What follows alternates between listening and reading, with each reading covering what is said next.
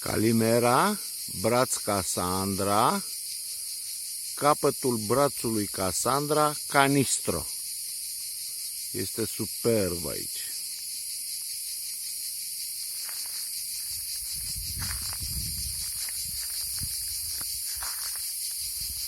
Miraggio, terminal Spa Resort.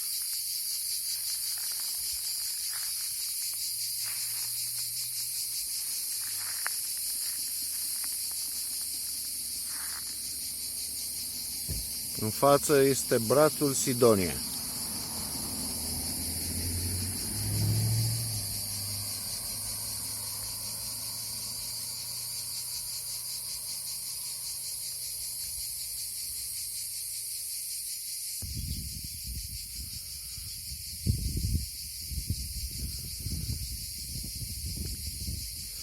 Unde a înțărcat mutui apa.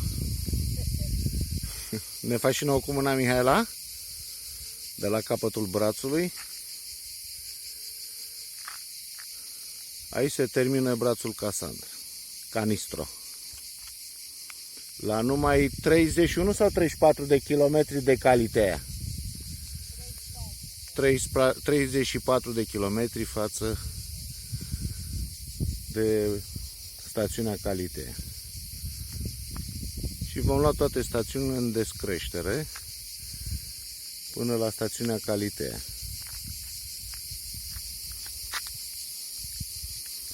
Cine vrea să-și facă aici o casă, e teren de vânzare, bănuiesc cu tot cu măslini, adică nu mor de foame.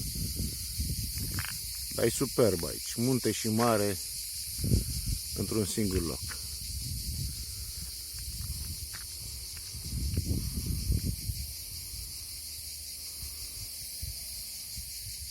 Calimera Canistro, brațul Cassandra.